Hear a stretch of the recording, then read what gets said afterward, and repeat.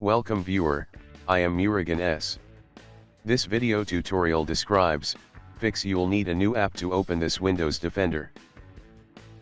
Type PowerShell in Windows search bar. Right-click Run as administrator, click Yes to continue.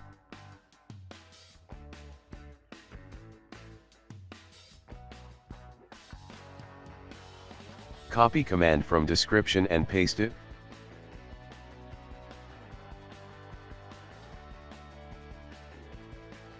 Type exit from command prompt.